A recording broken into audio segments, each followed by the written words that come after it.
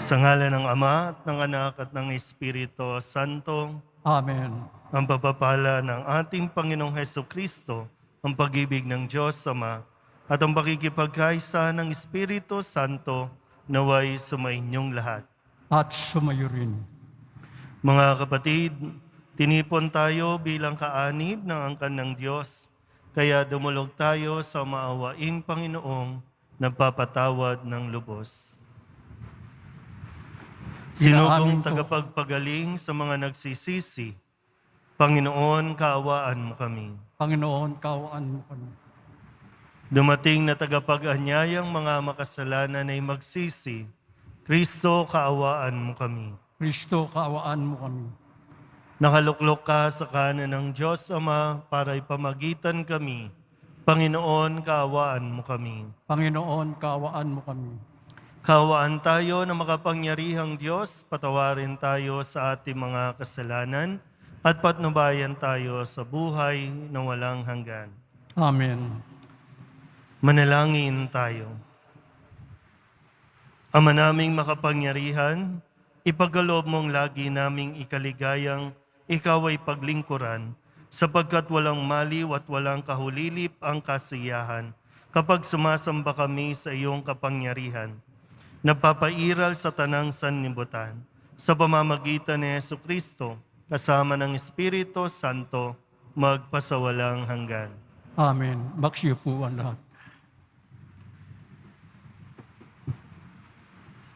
Pagbasa mula sa unang sulat, sa unang aklat ng Makabeo. Noong mga araw na iyon, may sumipot na masamang binhi. Ito'y si Antioco Epiphanes, ang anak ni Haring Antioco. Siya'y isa lamang bihag sa Roma bago magmana ng kaharian. Nagsimula siyang maghari ng taong 137. Noong kapanahunan ni Antioco Epiphanes, may lumitaw sa mga masasamang Hudyo na ayaw sumunod sa kautusan. Bagkus ay inaakit pa ang mga mamamayan na makipagkasundo sa mga hintil sa palibot nila. Makipagkasundo na tayo sa kanila. Wala naman tayong mahihita sa hindi pakikipagkasundo, kundi pawang kamalasan. Wika nila. Ang ganitong panukala ay nagustuhan ng marami at ang ilan sa kanila'y agad napunta sa hari upang humingi ng pahintulot na sumunod sa mga tuntuning hentil. Pumayag naman ang hari. Nagtayo sila ng isang malaking palaruan sa Jerusalem, alinsunod sa kaugalian ng mga hentil. Gumawa sila ng paraan para mapawi ang bakas ng kanilang pagkatuli at pati ang banal na tipan ay kanilang kinaligtaan. Ano pa't nakiisa na sila sa lahat ng masasamang gawain ng mga hentil. Ang hari ay nagpalabas ng isang kautusan para sa buong kaharian. Iniutos niyang maging isa ang tuntunin sa bansa, kaya't ipinagbawal niya ang dating kautusan at ang relihiyon. Lahat ng hintil ay sumang-ayon at marami ring Israelita ang sumunod. Naghandog din sila sa mga Diyos-Diyosan at nilabag ang araw ng pamamahinga. Noong taong 145, ikalabing-lima ng buwan ng Kislev, si Haring Antioco ay nagpatayo ng kalapastangan ng walang kapantay sa altar na pinagsusunugan ng mga hain. Nagpatayo rin siya ng mga dambanang pagano sa lahat ng lungsod, sa palibot ng Judea. Kahit sa mga harap ng bahay at mga lansangan, pinagsusunog ng kamangyang ang mga tao. Lahat ng makitang mga balunbo ng kautusan ng Diyos ay sinira at sinunog. At ang sinumang mahuling nagtataglay ng balunbo ng tipan o sumusunod sa kautusan ay ipinapatay. Sa kabila ng lahat ng ito, marami pa ring mga Israelita ang nanatiling tapat at hindi kumain ng anumang pagkaing marumi.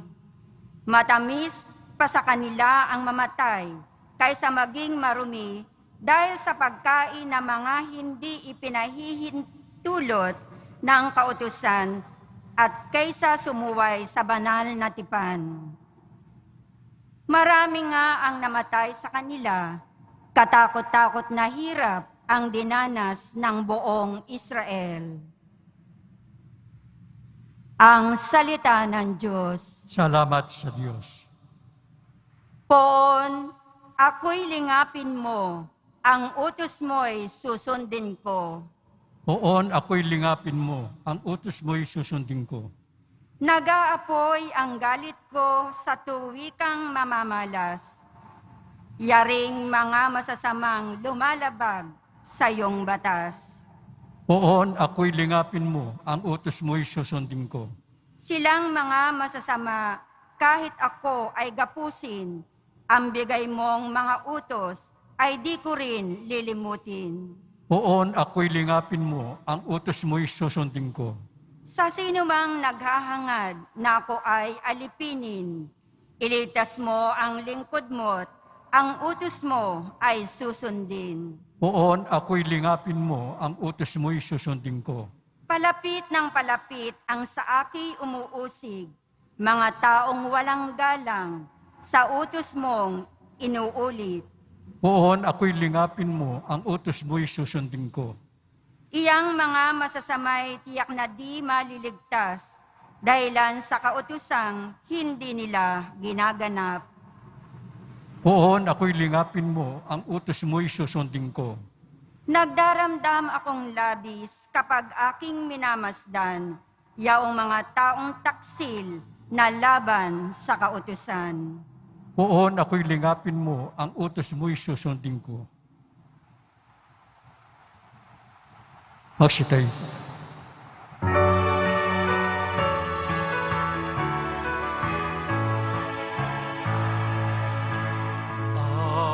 Hallelujah, hallelujah,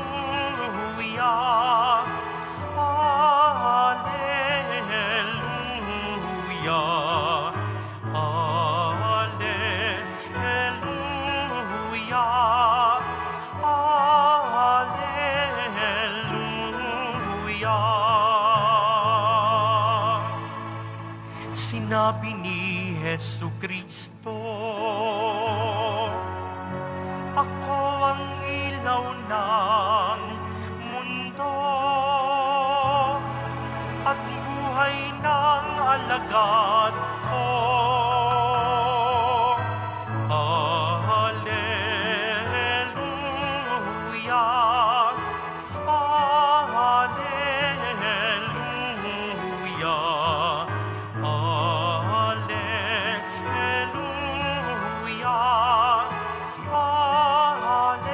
hallelujah.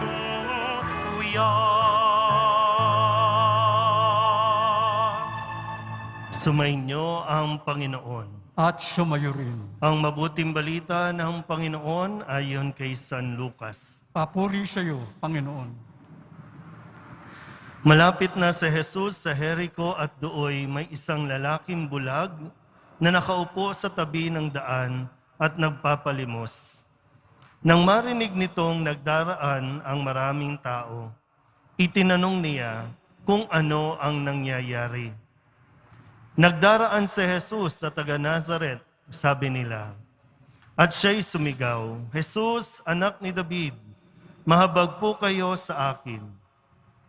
Sinaway siya ng mga nasa unahan, ngunit lalo pa niyang nilakasan ng sigaw. Anak ni David, mahabag po kayo sa akin. Kaya tumigil si Jesus at iniutos na dalhin sa kanya ang bulag.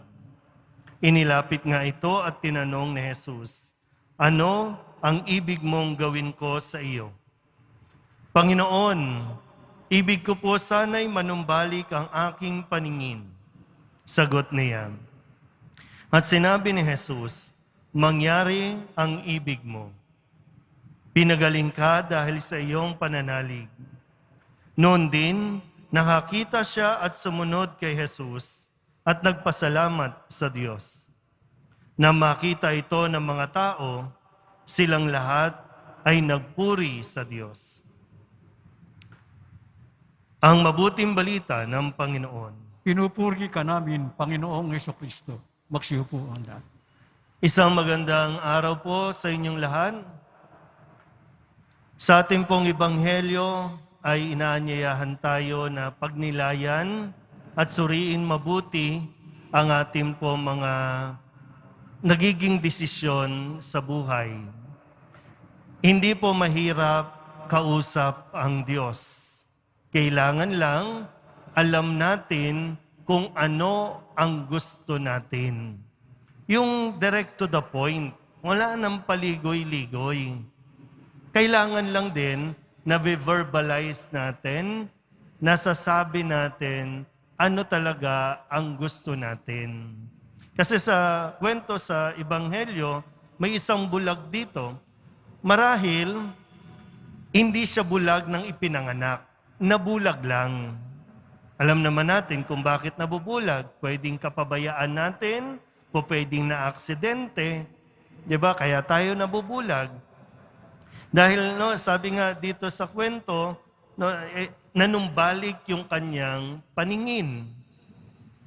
Pero yung tanong, nung magkaroon siya ng pag-asa na marinig niya na tanging na naroroon si Jesus at si Jesus ay may kapangyarihan na ibalik ang kanyang paningin, kaya gano'n na lang yung pagsusumikap niya na madinig siya ng Diyos. Na marinig siya ni Jesus. At nang marinig ni Jesus, tinanong siya, ano ang ibig mong gawin ko sa iyo? Na kung ibabato din sa atin ngayon, ano ang ibig mong gawin ko sa iyo? Ano po ba ang ipinagsisigawan po ng inyong puso dito habang ikaw ay nakatingin sa poong Jesus Nazareno? Ano ang ibig mong gawin ni Jesus sa iyo? Malinaw ba talaga? Hindi ko po alam kung ano ang mga sitwasyon natin sa buhay, ang sitwasyon at kalagayan ninyo. Baka yung iba po sa inyo talagang naghihikaho sa buhay at ang sigaw mo, Panginoon, payamanin mo po ako. Iba sa inyo may sakit, ang sigaw, pagalingin mo po ako. Iba sa inyo, broken-hearted lang. Panginoon, tulungan mo po ako. Iba sa inyo, iniwan ng asawa, ipinagpalit ng asawa. Ano pa bang mga paghihirap ang nararanasan natin na ipinagsisigawan natin sa Diyos? Na sa kwento ng bulag na ito, marahil po baka yung paghihirap natin ay bunga lang din ng ating pagbubulag-bulagan. Mas madali pa pong gamutin ang isang taong bulag kaysa ang isang taong pinipiling maging bulag. Mas pinipiling ipikit ang mata at hindi makita ang katotohanan. So paano natin naayusin ang buhay natin? Paano natin marareconcile yung dinadasal natin sa Diyos na gusto namang ipagkaloob ng Diyos doon sa ayaw mo naman talagang tingnan, ayaw mo naman talagang imulat ang mata mo para matapos ang ating paghihirap. Alam mo naman na, baka lang po, nagkakaproblema ang relasyon ninyo. Lagi na kayong nag-aaway. Minsan nauuwi na sa sakitan. Tapos irereklamo mo sa Diyos, bakit ganito ang napangasawa ko? Bakit ganito ang ugali ng asawa ko? Kung imumulat lang natin ang ating mga mata, saan ba nagsisimula o nagsimula ang inyong mga tampuhan, ang inyong pag-aaway, at yung pagnanais na sana maaprubahan na ang aming annulment, O sana magkaroon na ng divorce. Imulat mo lang ang iyong mata na baka dahil sa mga pakikipag-chat, diyan nagsisimula. Na ngayon, nagbubulag-bulagan ka kasi nag-i-enjoy ka sa pakikipag-chat kung kani-kanino. O baka naman, namomblema ang iba kasi magsasara na ang kumpanya dahil nagbulag-bulagan ka, alam mong may anomalya, alam mong may korupsyon na sa kumpanya, nagbubulag-bulagan ka ngayon, lahat tayo damay. Tapos, Lord, sana magkatrabaho, sana wag magsara. Hindi nagtutugma yung ating isinisigaw sa Diyos sa ating ikinikilos. Gusto natin umahon, gusto natin makawala sa kahirapan. Maganda po, iugnay natin itong sitwasyon ding ito. Sa unang pagbasa po, merong isang hari, no, si Epiphanes, isang hari na nagbulag-bulagan din sa nangyayari sa kanyang nasasakupan. Nagpadala doon sa mga buyo ng kanyang mga konseho o yung mga tao na sabi, makipagkasundo na tayo sa mga hintil. Gawin na rin natin yung kanilang pamumuhay. At nagpanukala pa ng isang batas na alisin natin at wag na natin susundin ang ating relihiyon. O ano nangyari sa kanila? Naghirap ang bayang Israel. Ay kung ngayon din, iugnay natin kung magbubulag-bulagan tayo sa ginagawa sa atin ng mga gustong tumakbo sa politika na nilalaro lang tayo, pinaglalaruan tayo, pero okay lang sa atin, lalo tigit pag nakatanggap ka ng suhol, nakatanggap ka ng pera, okay lang. Mas madaling magbulag-bulagan para sa atin. Pero pagkatapos niyan, ang hirap mabuhay kapag tayo po ay nabulag na ng tuluyan. Buksan natin ang ating mga mata para maging malinaw din talaga ano ba talaga ang gusto natin mangyari. Kasi handa naman po ang Poong Nazareno ipagkaloob ang ating kahilingan. Walang problema sa Diyos. Tayo ang may problema. Nagdadasal tayo ng nagdadasal matapos na ang kahirapan, pero yung ating mga pagkilos hindi tumutugma sa ating hinihiling.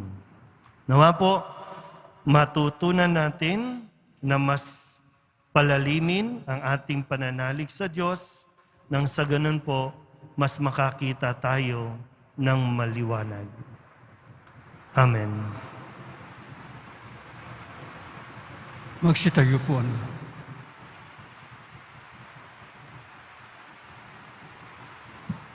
Minamahal ko mga kapatid, hilingin natin sa Diyos Ama na buksan ang ating mga mata upang malinaw nating makita ang kanyang daan at sundan siya ng buong puso.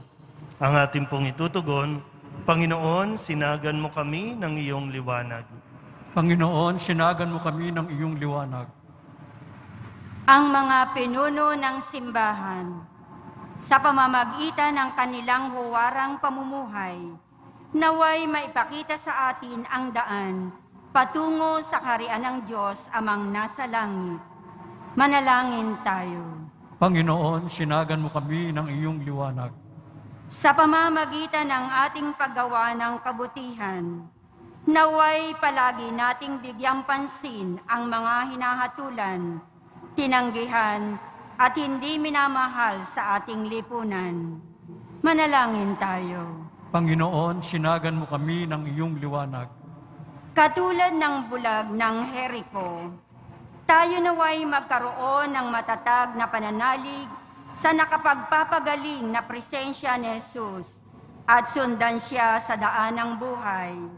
Manalangin tayo. Panginoon, sinagan mo kami ng iyong liwanag. ang mga may sakit at mga nagdurusa sa kalabuan ng paningin o pagiging bulag, naway makatagpo ng kagalingan at kasiyahan. Manalangin tayo. Panginoon, sinagan mo kami ng iyong liwanag. Ang mga yumao, naway tumanggap ng walang hanggang kapayapaan at liwanag sa kaluwalhatian ng kaharian ng Diyos. Manalangin tayo. Panginoon, sinagan mo kami ng iyong liwanag. Idulog din natin sa Panginoon ang ating mga personal na kahilingan at mga panalangin para sa ating mga pamilya. Ganon din ang mga misang pasasalamat, espesyal na intensyon at mga kaluluwa na inihiling na ipagdasal sa misang ito.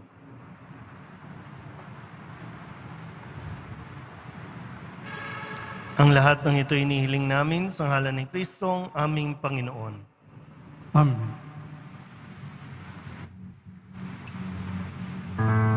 Magsiupo po.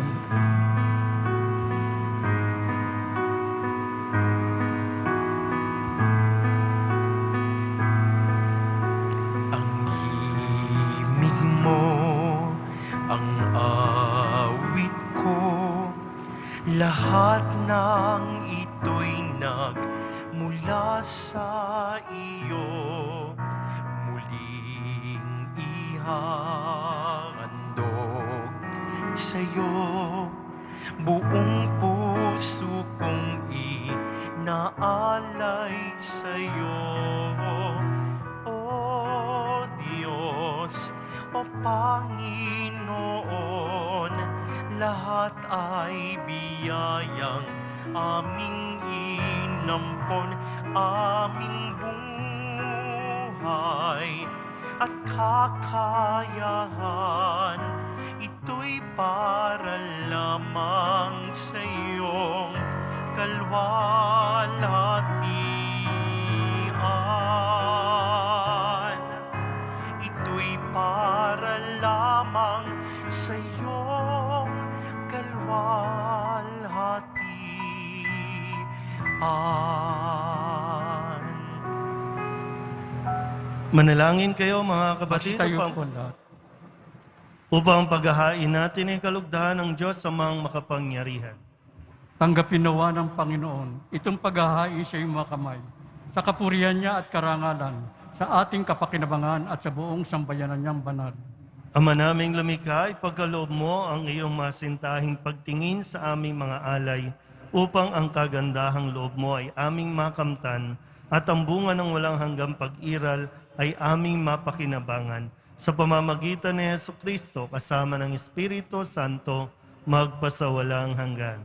Amen. Sumainyo ang Panginoon. At sumayo rin. Itaas sa Diyos ang inyong puso at diwa. Inaas na namin sa Panginoon. Pasalamatan natin ang Panginoong ating Diyos. Marapat na siya ay pasalamatan. Ama naming makapangyarihan, tunay ngang marapat na ikaw ay aming pasalamatan sa pamamagitan ni Jesucristo na aming Panginoon. Sa dakilang pagtubos niya sa amin, ang kasalanan at kamatayang aming pasanin ay binalikat niya upang kami palayain at maitampok sa iyong luningning. Siya ang nagtanghal sa amin bilang liping hinirang, pari at haring lingkod sa iyong kamahalan. Mula sa kadiliman, kami iyong liwanag, bilang iyong angkang may tungkuling maglahad ng iyong dakilang pag-ibig sa lahat. Kaya kaysa ng mga anghel ang sisiawit ng papuri sa iyo, nang walang humpay sa kalangitan, kami nagbubunyi sa iyong kadakilaan. Santo, Santo, Panginoon Diyos na mapangyarihan, napupuno ng langit at lupa ng kadakilaan mo, usana sa kaitaasan, pinagpala at naparirito sa ngalan ng Panginoon, usana sa kaitaasan, lumuhod po. Magsiluhod po ang lahat. Ama naming banal, ikaw ang bukal ng tanang kabanalan.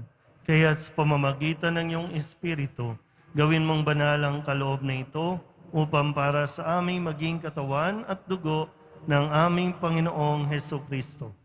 Bago niya pinagtiis ang kusang loob na maging handog, inawakan niya ang tinapay, pinasalamatan kaniya, inaghati-hati ni ayon, iniabot sa kanyang mga alagad at sinabi, tanggapin ninyong lahat ito at kanin, ito ang aking katawan na ihahandog para sa inyo.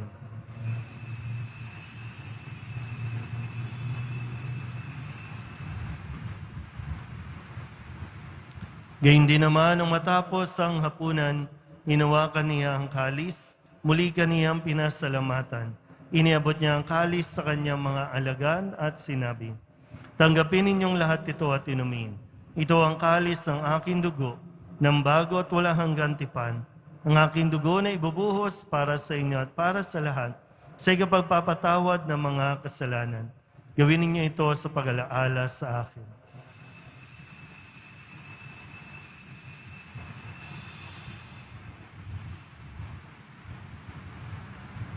Ipagbunyi natin ang misteryo ng Magsitayo pananampalataya. po. Si Kristo'y namatay, si Kristo'y nabuhay. Si Kristo'y babalik sa wakas ng panahon. Ama, ginagawa namin ngayon ang pag-alaala sa pagkamatay at muling pagkabuhay ng iyong anak. Kaya tiniaalay namin sa iyo ang tinapay na nagbibigay buhay at ang kalis na nagkakaloob ng kaligtasan. Kami napapasalamat dahil kami iyong minarapat na tumayo sa harap mo para maglingkod sa iyo. Isinasama namin kami magsasalo-salo sa katawan at dugo ni Kristo ay mabuklod sa pagkakaisa sa pamamagitan ng Espiritu Santo. Ama, lingapin mo ang iyong simbahang laganap sa buong daigdig. Puspusin mo kami sa pag-ibig kaysa ni Francisco na aming Papa at ni Jose na aming Obispo at ng Tanang Kaparian. Alalahanin mo rin ang mga kapatid naming nahimlay na may pag-asang sila'y muling mabubuhay, gayon din ang lahat ng mga pumanaw. Kawaan mo sila at patuloyin sa iyong kaliwanagan. Kawaan mo at pagintapating kaming lahat na makasalo sa iyong buhay na walang wakas. Kaysa ng mahal na Birhen Maria na Ina ng Diyos, ng kabiyak ng puso niyang si San Jose, kaysa ng mga apostol at ng lahat ng mga banal na namuhay dito sa daigdig ng kalugod-lugod sa iyo, may pagdiwang nawa namin ang papupuri sa kararangal mo sa pamamagitan ng iyong anak na aming Panginoong Heso Kristo. Sa pamamagitan ni Kristo, kasama niya sa Kanya, ang lahat ng parangal at papuri ay sa iyo, Diyos amang makapangyarihan, kasama ng Espiritu Santo, magpasawalang hanggan. Amen.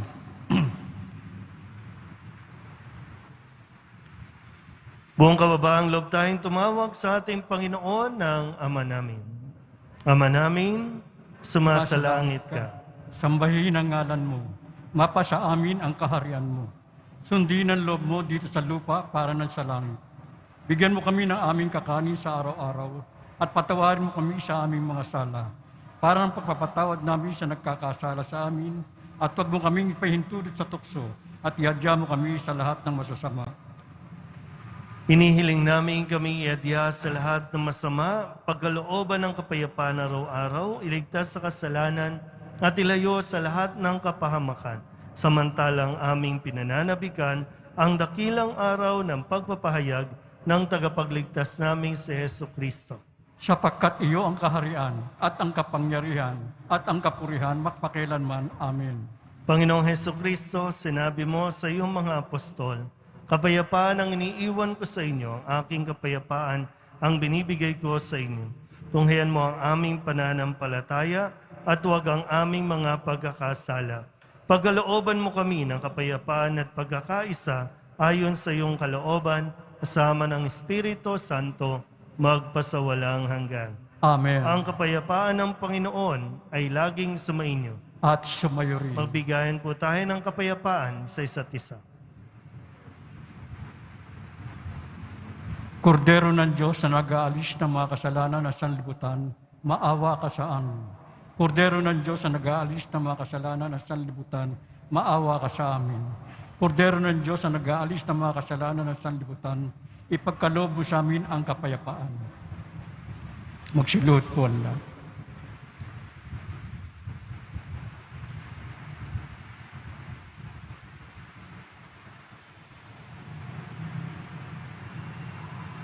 Ito ang kordero ng Diyos. Ito ang nag-aalis ng kasalanan ng sanlibutan. Mapalad ang mga inaanyayahan sa kanyang piging. Panginoon, hindi ako karapat-dapat na magpatuloy sa iyo, ngunit sa isang salita mo lamang ay gagaling na ako.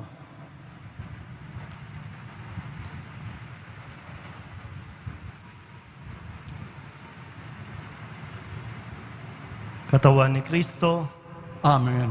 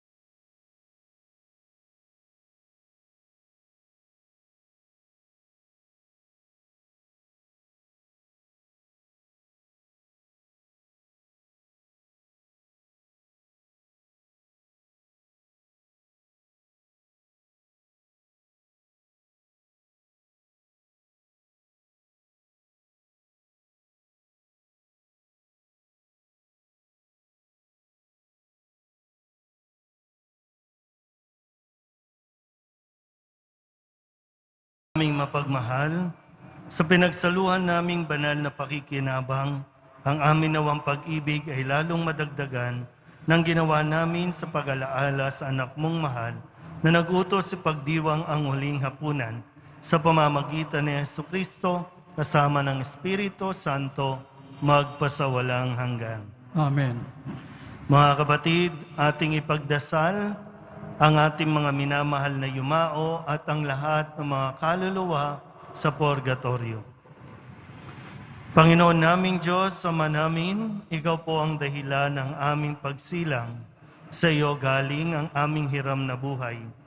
Buong kababaang loob po kaming nananalangin at kami nagmamakaawang kalugdan mo po ang mga kaluluwa ng mga pumanaw na sa mundong ito. Sila naway magkamit ng buhay sa iyong piling. Alisin mo ang anumang mga karumihan ng kasalanan upang sila ay maging marapat sa iyong walang hanggang kalinisan. Iahon mo sila mula sa purgatorio at bigyan ng puwang sa iyong kaharian sa langit. Kapayapaan kailanman ang igawad ng may kapal sa mga yumaong nagsipanaw. Sila naway sila ng iyong ilaw na walang hanggan. Amen. Mapanatag nawa sila sa kapayapaan. Amen.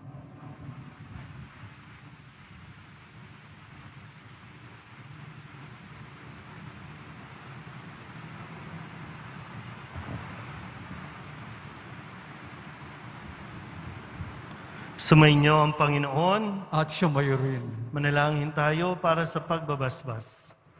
Mahal na pong Jesus Nazareno, inihayag mo sa pamamagitan ng krus ang walang maliw na pag-ibig ng Diyos sa sangkatauhan.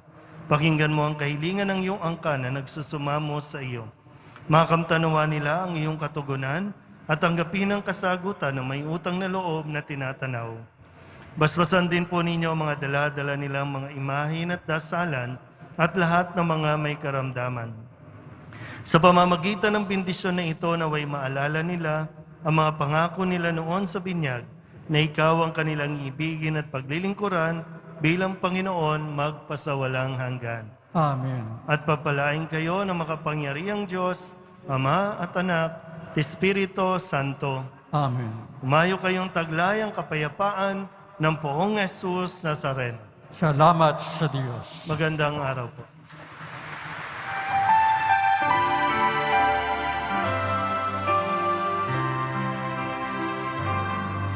Cristo Padre Jesus Nazareno, sinasamba ka namin, pinipintungo ka namin, aral mo ang aming buhay at kaligtasan. Nuestro Padre Jesus Nazareno, iligtas mo kami sa kasalanan. Ang krus mong kinamatayan ay sagisag ng aming kaligtasan. Nuestro Padre Jesus Nazareno, dinarangal ka na. Amin. Nuestro Padre Jesus Nazareno, nilulwalhati ka namin. Nuestro Padre Jesus Nazareno, dinarangal ka na. Amin. Nuestro Padre Jesus Nazareno, nilulwalhati ka namin.